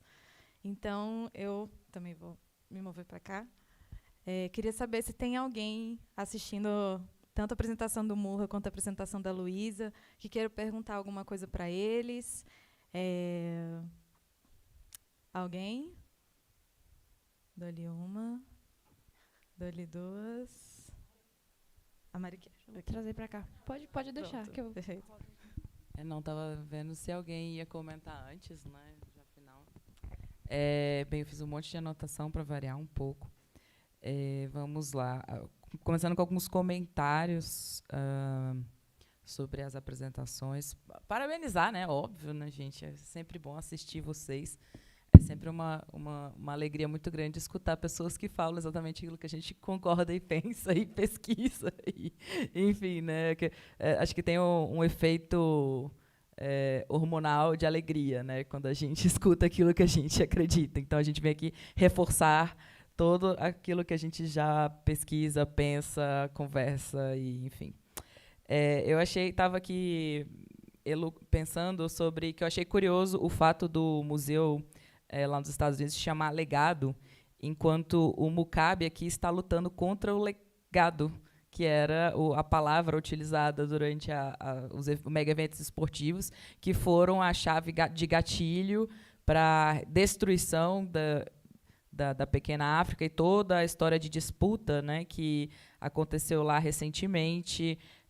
Não que não houvesse disputas anteriores, né, mas assim, até o momento dos mega eventos esportivos, ali era um local apenas criminalizado e que, por muitas vezes, a gente escutou que essas obras seriam de revitalização, ou seja, a vida que está ali, ela não existe, então, por causa disso, a gente vai matá-la e trazer uma outra vida, né, e trazer uma higienização e embranquecimento para o local.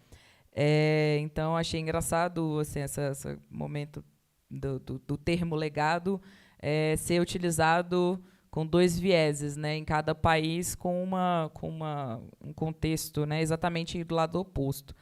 E aí, sobre esse tema, eu lembro que eu acompanhei até os meus estudos uma parte da disputa que estava acontecendo lá, mas aí eu, enfim, fui pesquisar outras coisas e aí eu fiquei curiosa de saber como é que está a situação da pequena África agora e com a relação do museu com o espaço público, né? Porque eu costumo dizer que aquela área portuária ali do Rio de Janeiro é uma lasanha de história, né? Você tem o antigo porto, aí colocaram o Porto Novo, aí depois colocaram os empreendimentos do Porto Maravilha, então você tem ali camadas e camadas de história brasileira sobrepostas e, né, disputando o mesmo espaço, porque eu lembro que tinha nos galpões antigos, ali próximo da Perimetral, tinham muitas escolas de samba que eram das categorias inferiores, né, e elas ficaram, né, para onde elas foram, né, uma coisa que até hoje eu não estou sabendo o que aconteceu, e principalmente com a cultura do samba que vivia e sobrevivia daquele local, né, como o Murra comentou muito bem, né, cultura marginalizada, então como era o espaço que ninguém queria, se apropriou daquele espaço. E como é que está lá agora, né, porque eu não consegui mais ir no Rio e ver como é que está essa situação. Sobre o encarceramento em massa nos Estados Unidos, acho que é importante também levar em consideração que ela é uma nova forma de escravização do século XXI, né, porque é como a sociedade é socialmente aceito e desejado que o encarcerado trabalhe de graça. E então, você tem aí o escravização 2.0, por meio do encarceramento em massa, né? Então, principalmente dentro do sistema no nosso também, né? Mas o sistema norte-americano, que é privado, isso excelente, assim, é uma forma ótima. Você tem as grandes empresas explorando uma mão de obra ali gratuita, a sociedade achando muito legal aquilo ali e todo mundo fazendo vista grossa.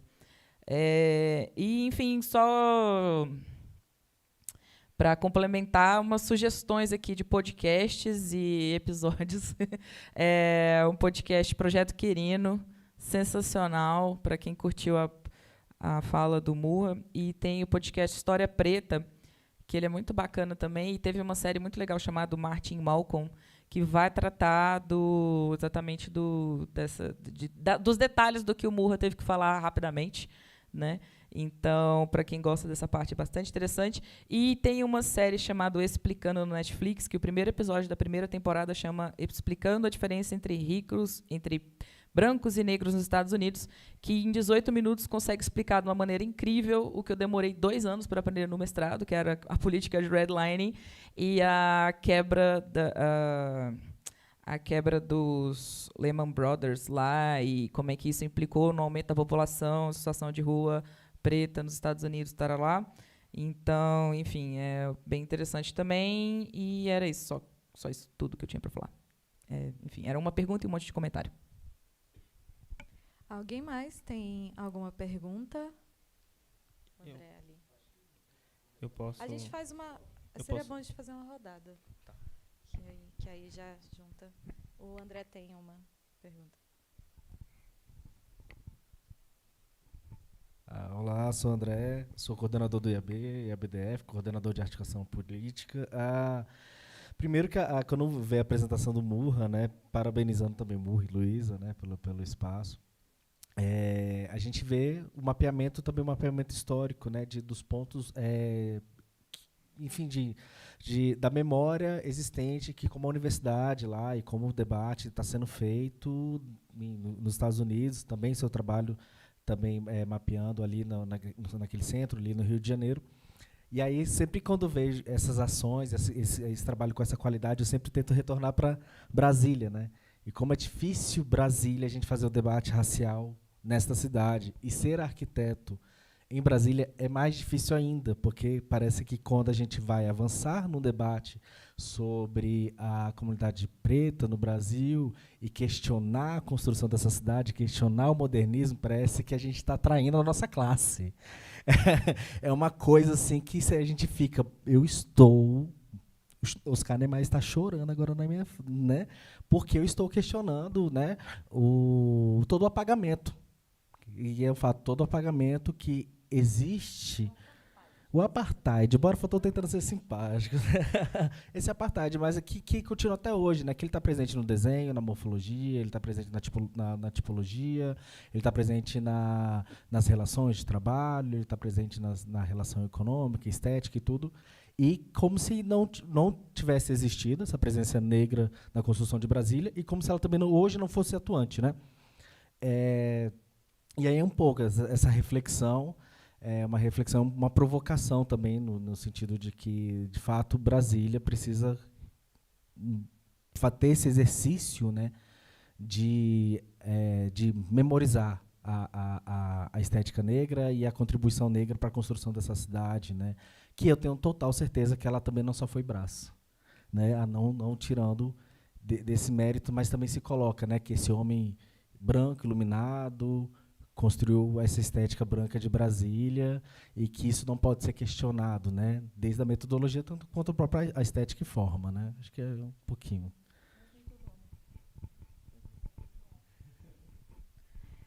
Gente, a gente tem mais espaço para mais uma pergunta para a gente fechar a rodada. Alguém mais? Só levantar a mãozinha bem alta, assim, que aí eu consigo ver.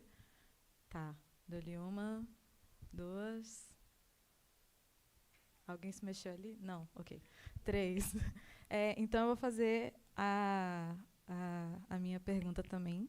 Primeiro, agradecer, né, a presença dos dois, que, inclusive, para a gente é um privilégio, porque, inclusive, Murra está aqui de passagem, né, vai voltar para poder continuar o mestrado dele nos Estados Unidos. E o prazer também de Luísa partilhar um pouco do mestrado dela, né, e que, inclusive, não foi finalizado ainda, né, está em processo. Então, a gente tem a oportunidade de poder estar vendo um pouquinho do pedaço da pesquisa dela.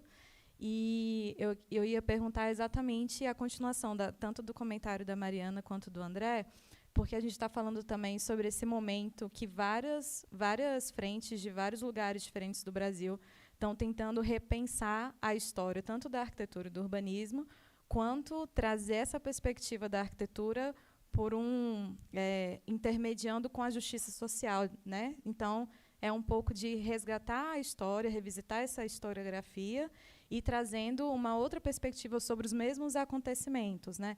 Então, a minha pergunta é que, diante das pesquisas de vocês, né, na especificidade de cada uma, de processo mesmo, quando vocês vão entrando em contato com esses equipamentos ou com esses documentos dos acervos, etc., o que vocês conseguem observar através, lógico, de vocês como pesquisadores, dentro desse olhar, o que a gente consegue estar pensando para os próximos anos em questão de expografia em si, e também da gente repensar exatamente esse tema da profissão para os próximos anos, já que a gente está identificando, né, que a arquitetura ela sempre foi a presença dessas pessoas, mas que elas não estavam sendo divulgadas, visibilizadas, apresentadas, na verdade estavam sendo apagadas ou aniquiladas, não alcançavam esses espaços de maior amplitude de divulgação da profissão, né? Então, olhando para o aspecto da memória desses arquivos dentro do campo da arquitetura e urbanismo, né? E aí é isso.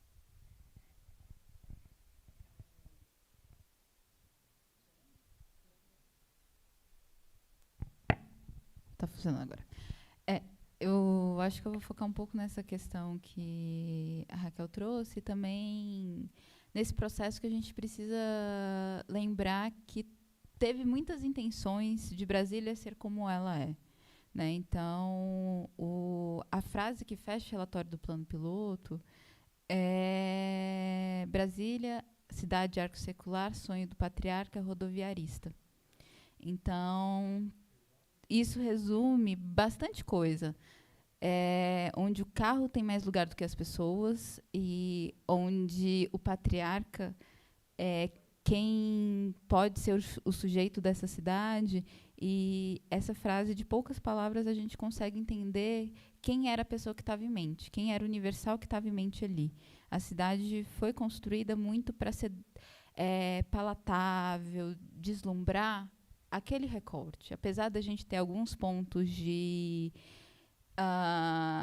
rebeldia nesse contexto, a gente não pode descolar do momento que Brasília surgiu, né? E como ela foi apoiada também em outras mãos de obras para serem executadas, principalmente falando de Brasil, um país que se construiu em cima, né, da mão de obra escrava, negra, da exploração. E aí, quando traz o contexto da Raquel, da pergunta dela, é muito importante a gente entender também. Eu gosto do invisibilizar, porque a gente só desaparece quando é conveniente. Então, a gente está ali para fazer o trabalho burocrático, a gente está ali para concluir o desenho, para transformar o croquis em planta, a gente está ali para fechar as linhas do CAD, para botar o hatch, para plotar, dobrar a prancha. Mas a gente não está ali para assinar o projeto, a gente não está ali para tirar RRT, a gente não está ali para aparecer como arquiteto associado. Então, a gente tem que existir para tudo isso acontecer e tem que ficar muito, muito por fora.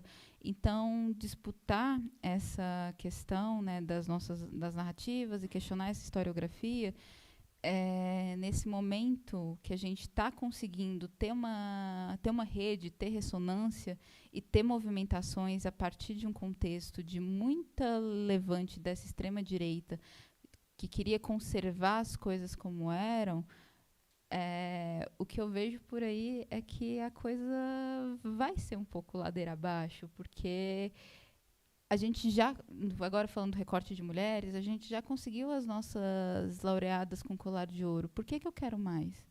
A gente já conseguiu um ano, todas as entidades de arquitetura tiveram presidentes mulheres, isso falando a nível nacional. Por que eu quero que continue? A gente já teve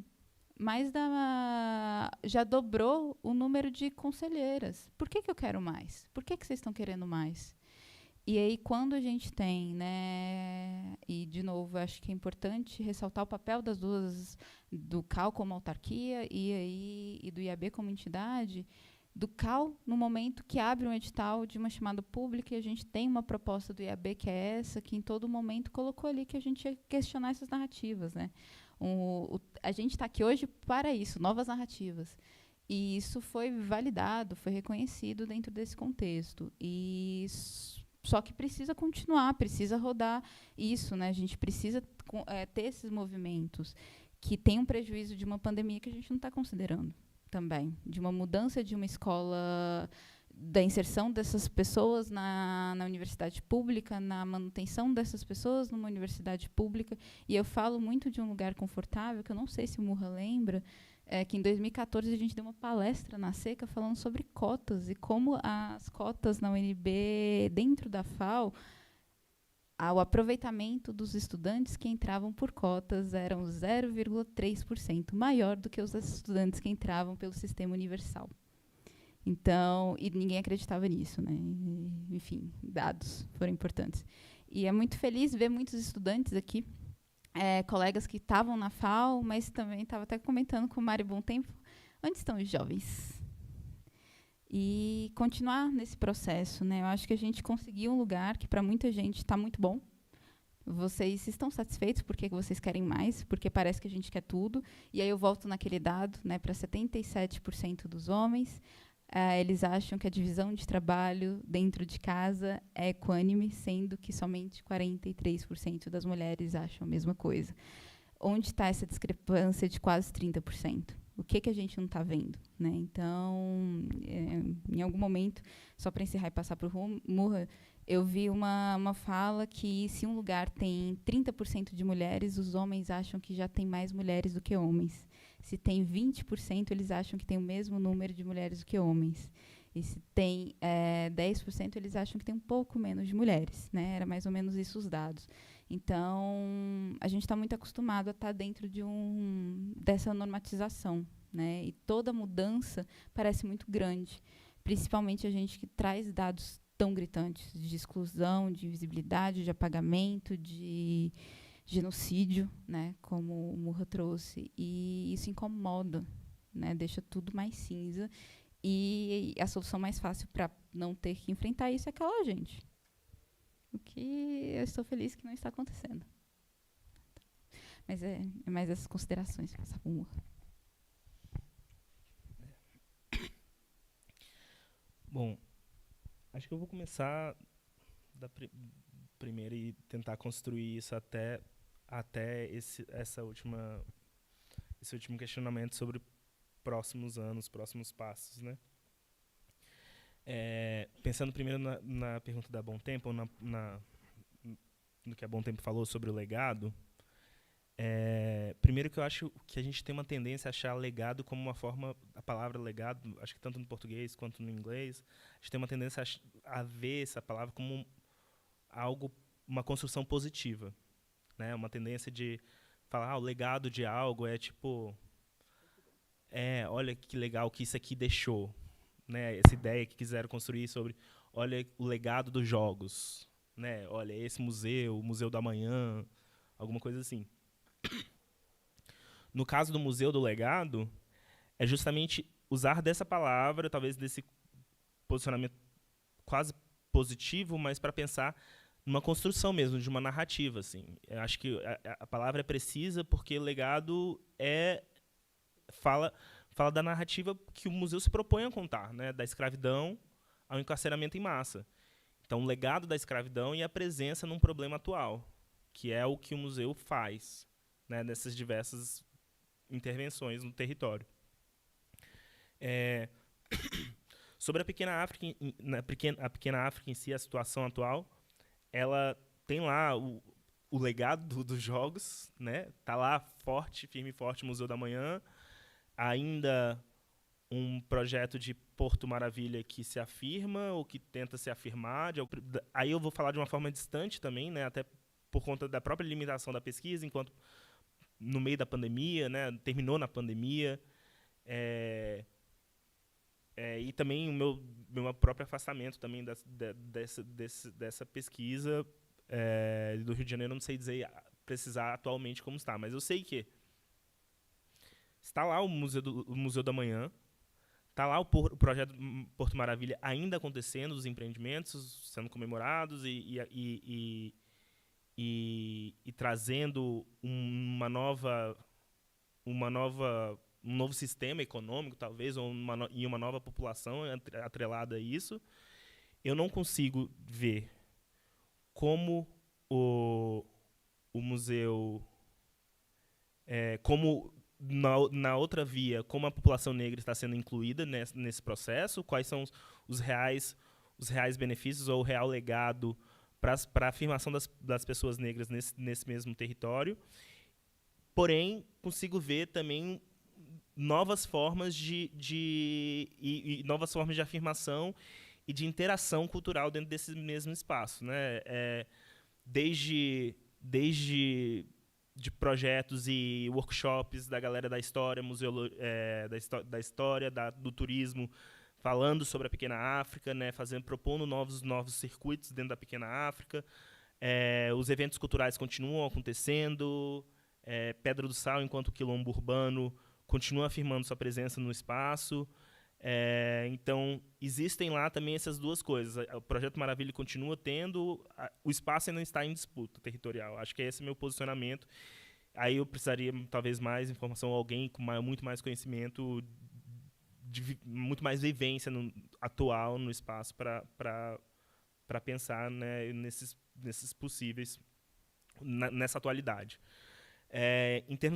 Voltando aos Estados Unidos, em termos do encarceramento em massa enquanto problema, é porque aqui tem várias coisas que vão estar na dissertação, quem tiver interesse está no repositório da UNB, várias outras informações, mas sim, o legado também porque a escravidão nos Estados Unidos existe a 13ª emenda, a escravidão acaba menos em situação de punição.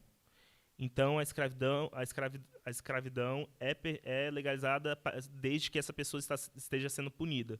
Então, essa ideia do excesso de punitivismo e o legado que conta é justamente essa historinha, como uma coisa virou outra coisa, que virou outra coisa, para que se permita que as pessoas continuem sendo escravizadas e o sistema continue girando da mesma forma.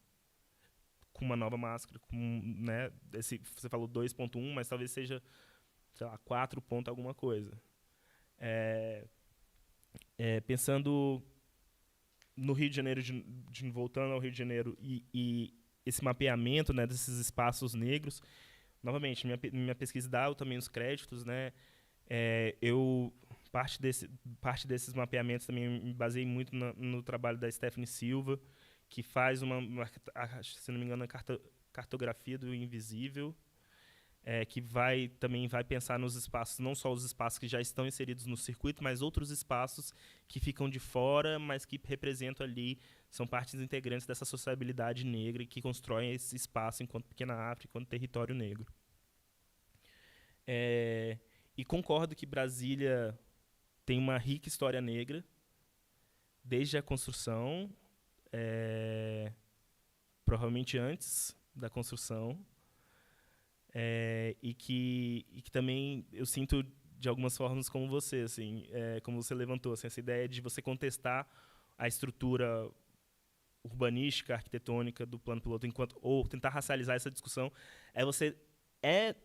por princípio, você negar de alguma forma essa mesma construção. E aí fica essa ideia de que somos nós, ou eu no meu caso, aluno cotista da UNB, formado na UNB, mestrado na UNB, e pensar nessa crítica a Brasília é quase também como se, sabe, me dá esse título aqui que você não merece, criticando Brasília, assim. Mas também ouvi na própria instituição da UNB uma abertura muito gigantesca a novos pensamentos, e eu acho isso muito, muito incrível para olhar a UNB que eu entrei, olhar a UNB que eu visito hoje, olhar a UNB que eu me formei no mestrado, assim. Acho que a história de Brasília precisa ser contada de uma forma racial para entender também os pontos e tem uma coisa interessante que é pensar que Brasília veio antes de Brasília era Rio de Janeiro também. né? E quais são as identidades que foram negadas, que existiam no Rio, que foram negadas aqui. Identidades não só pessoal, de população, mas identidades culturais de cidade. Assim. Quais as identidades urbanas que foram negadas a Brasília? Ou que foram segregadas em Brasília, né? Que foram botadas para outro espaço. E, para concluir, pensando nos próximos anos, assim, acho que o meu pensamento... e aí eu vou falar um pouco sobre Brasília, mas assim, sobre a profissão mesmo, assim. Que a gente já tem hoje um resultado das ações afirmativas, das cotas, né? A gente já tem a presença de professores, de pessoas no acervo nacional, pessoas, homens, mulheres, principalmente mulheres muito fodas, que são também produtos das cotas, que já estão tomando mercado, já estão se posicionando. Eu, Raquel, que já somos profissionais formados pelas cotas, e eu acho que isso, por si só, é um impacto contínuo, e espero sem volta, sem retrocesso. Então, a perspectiva que eu tenho é positiva, mas eu acho que ela não é natural. Ela não é uma coisa que vai acontecer naturalmente, ela não é uma coisa que, se deixar aí, ela vai continuar. Eu acho que espaços como esse de conversa são muito importantes para a gente repensar, inclusive, os espaços que a gente tem e os cânones que a gente, né, esses grandes nomes que a gente carrega enquanto inquestionáveis, para pensar e criticar e ter espaço para que se critique cidades ou esses cidades e conceitos de arquitetura e que se racialize e que se problematize enquanto gênero também, porque não existe, acho que como, assim, o estabelecido nunca foi outro que não o homem branco, hétero, e blá. E o natural é que se continue assim. Então, minha expectativa é uma mudança, mas é uma mudança com uma luta contínua, com esforço contínuo, com debate contínuo, com oportunidades contínuas, para que a gente tenha espaço e tenha novas referências e possibilidades de se criticar abertamente e ser ouvido, e também estar disposto a fazer outras coisas, abrir o diálogo, né, para essas críticas. Acho que isso, também unilateral não funciona também dessa forma, na minha opinião. Bom, acho que são essas colocações. Bom, gente, acho que a gente chegou no nosso horário, né? Eu queria primeiro agradecer a presença de vocês dois, pela oportunidade de a gente poder ver a pesquisa de ambos, né? Eu espero que seja uma pesquisa de anos aí, porque, como o Murra falou, como a gente tem a Luísa também, são pesquisas que estão tentando pensar o futuro da profissão, do campo da arquitetura, de como a gente revisita historiografia, de como a gente pensa, possivelmente, planejamento urbano das cidades, equipamentos urbanos também, e que vai ser muito relevante daqui para frente, e como está sendo agora também, né? Então, gente, eu queria pedir uma salva de palmas para a Luísa e para o Murra. E antes da gente encerrar, finalmente, vocês receberam, todo mundo pegou um númerozinho, certo? E a gente tem a Cecília, que ela vai fazer o sorteio agora. Então, assim, vai ser meio difícil alguém não levar um livro para casa. São vários, então vão torcendo aí, porque agora é o sorteio. Vocês, por favor, se vocês quiserem beber água, gente, fiquem à vontade, sentar também. E tá. E aí eu vou passar para a Cecília agora, que ela vai fazer o sorteio, viu? Gente, quem quiser ficar depois, a gente vai tirar uma fotinha aqui na frente, tá bom? Caso vocês queiram aparecer de todo jeito. A gente não tá muito profissional, vai ser aqui no meu celular, tá bom? Só para avisar vocês, na latinha tinha um número de 1 a 50. Alguém não tem ainda um número? Todo mundo pegou? Você quer um? Raquel, você pegou também? Você pode dar, então tá bom. E aí eu vou colocar aqui que a gente colocou números de 1 a 50 lá dentro. Provavelmente não pegaram todos, sobraram alguns números. Então, se ninguém ganhar também, a gente repete até ter alguém. Mas é isso aqui, ó. Sortear agora. Primeiro número é o 22.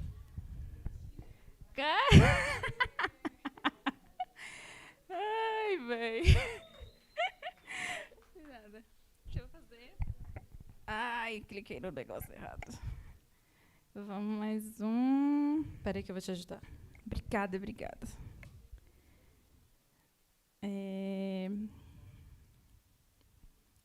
Outro número, 23.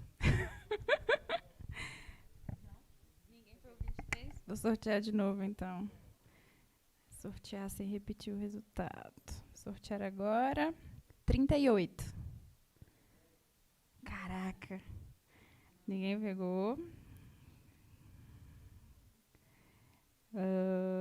Número 2. Alguém tá com 2? Ganhou livrinhos.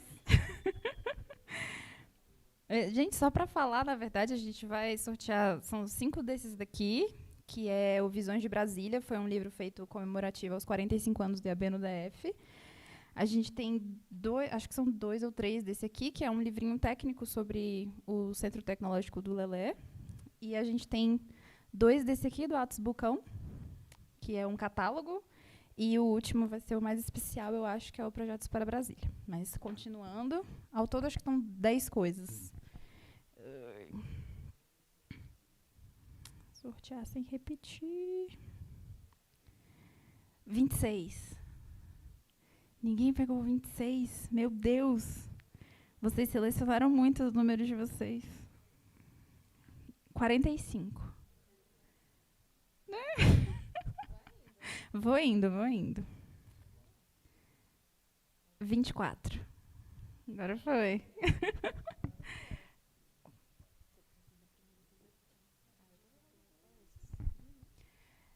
Deixa eu já ir sorteando o próximo. 12. Alguém tá com 12? Pronto. Eu também acho. Não, nem era para escolher os números, mas eu sei que as pessoas escolheram. Esse alguém com certeza tem 7. Ninguém pegou 7. Meu Deus. Mais um. 41. Alguém tá com 41? 41. Foi o Léo.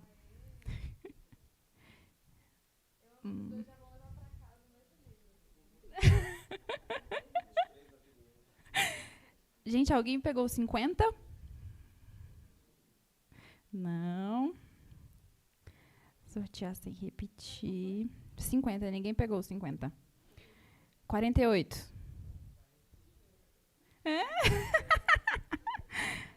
Agora. Esse aqui, né? Ok.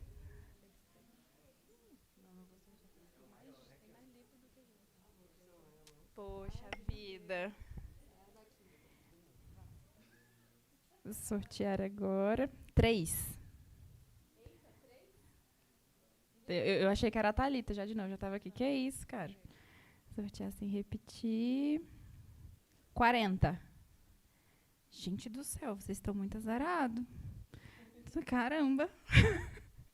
29. É marmelada. É marmelada. 36. Alguém pegou o 36? Olha! O Ale. Agora vamos para os livrinhos de Atos. 34. Ninguém pegou o 34. Sortear agora. 11. Caramba, ninguém pegou o 11 também, velho.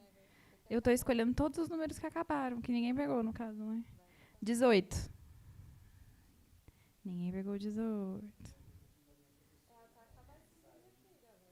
Tá, 10. Pronto.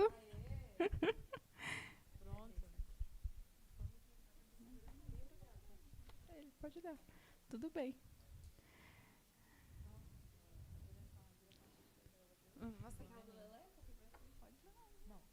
Só um. Você escolhe. Gente, 5. Ninguém tá. Pronto, 5. É.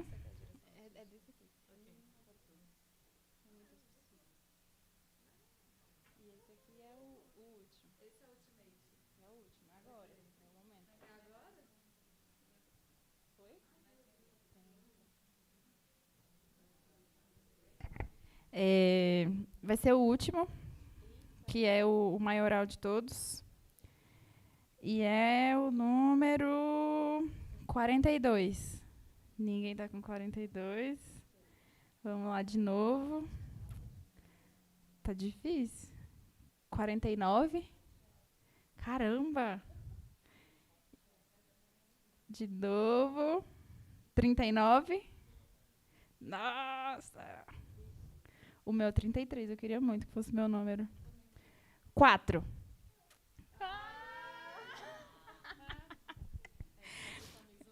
Tá vendo? Pronto, vamos poder. Ainda bem que é amiga minha, vou poder usar o livro. Gente, muitíssimo obrigada pela participação de todo mundo. Caso alguém ainda precise do QR Code certificado, ele continua lá na mesa. Depois, quando vocês estiverem indo embora, deixa o papelzinho aqui, tá bom? Vou deixar nessa cadeira aqui do canto. E é isso. Muito obrigada. Boa noite, gente. 34, 43. Mas aparece lá depois que a gente dá algum pra você. Tá bom. Gente, quem quiser aparecer na foto, por favor, venha para cá. A gente vai tirar com os nossos palestrantes.